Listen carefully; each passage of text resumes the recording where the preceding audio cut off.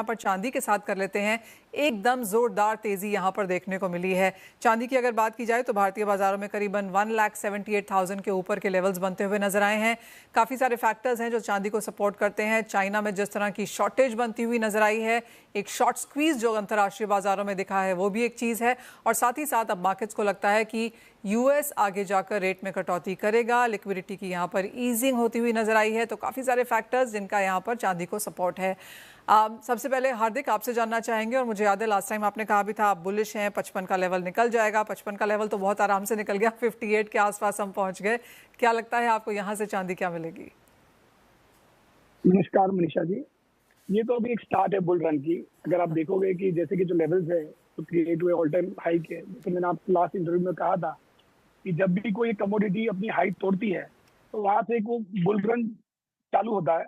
और अगर आप देखोगे जैसे मैं जो लेवल्स आपको बोले थे 1980 के और 2011 के, अब 1980 के लेवल जस्ट पार हुए हैं इन लास्ट 1 मंथ।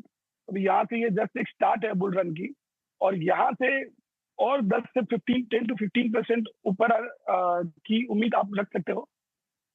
और बहुत जल्द ये आ सकती है क्योंकि सिल्वर एक ऐसी कमोडिटी है जो बहुत तेज भागती है। जी हाँ, एब्सोल्युटली। तो हार्दिक, अभी इस साल के अंत तक क्या लगता है कहाँ होंगे प्राइसेस, और अगले साल के लिए भी कोई रेंज देख रहे हैं आप? हम एक्सपेक्ट कर रहे हैं कि in very short term it will reach $60। In very short term I mean आप कह सकते हो 15 to 20 डेज में। ये कोई बड़ी बात नहीं है कि अगले साल ये $65 to $70 में रेंज में रहे। एंड अच्छी तेजी रहेगी। और जैसे कि आप देख रहे हो कि हायर हाई और हायर लोज की जो पैटर्न बना रहा है, तो इससे साफ है कि ये यहाँ से तेजी चलती रहेगी। और अगर नीचे भी आ रही है बट वो वापस करेक्ट होके वापस ऊपर ही आ रही है। हार्दिक, आप कैसे देखते हैं कौन खरीदारी कर रहा है और किस चीज की खरीदारी यहाँ पर लोग कर रहे हैं? क्या कॉइन्स एंड बार्स है, क्या ये फिजिकल फॉर्म में ज्यादा है, ज्वेलरी है, आर्टिकल्स है?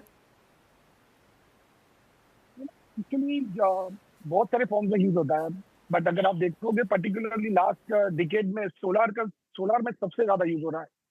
टोटल जो चांदी की उत्पादन थी उसकी 5% उसकी यूजेज थी 10 years बैक, जो अभी 20% यूसेज हो गई है। And by 2030 it will go to around 40%। जो भी चांदी की उत्पादन है उससे 40% यूज सोलार में होगा। तो यहाँ पर चांदी की जो डिमांड है वो एक इंडस्ट्रियल यूज में भी है, ज्वेलरी में भी है, डिफेंस में भी है। तो ये एक ऐसी कमोडिटी है, सर्वगुण संपन्न कमोडिटी, ये हर जगह पर यूज होती है। और अगर आप देखोगे कि इसके जो यूजेज है वो बढ़ते ही जा रहे हैं, ईवीज में इतने यूज हो रहे हैं। तो ये जब अगले डिकेड में अगर आप देखोगे यहाँ से आप 5 साल 10 साल के बाद ये सब चीजों की यूजेज बढ़नी है, सोलार बढ़नी है, ईवी बढ़ना है। तो यहाँ से डिमांड चांदी की फिजिकल डिमांड के साथ में इंडस्ट्रियल यूज इसका इतना हो गया है कि चांदी में जो बढ़ रही है उसका एक बहुत बड़ा कारण ये भी है।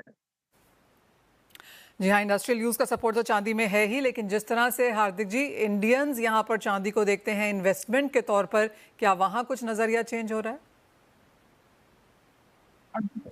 लोग पहले इसे फिजिकल फॉर्म में बाई करना चाहते थे, बट फिजिकल फॉर्म में बाई करना थोड़ा डिफिकल्ट था। उसकी जगह पर अब आ गया ईटीएफ। अगर आप ईटीएफ में देखोगे चांदी 2020 से स्टार्ट हुआ if I am not wrong, and today is 2025।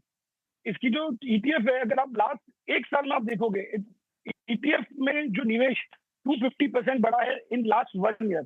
अगर आप देखोगे with the data 13,000 crores was in Jan और Feb 2025 the asset under management AUM जिसे हम कहते हैं। Right now it is at about 45 to 50,000 crores। तो यहाँ पर लोगों के लिए बहुत इजी हो गया है to invest in silver rather than keeping it in the cupboards and that. वो हमेशा से लोगों के माइंड में कैसा होता था कि घर पर चांदी रखे, कितना रखे, बिकॉज अगर आप 1 किलो चांदी रहते तो काफी बड़ी पोर्शन होती है उसकी संभालने की।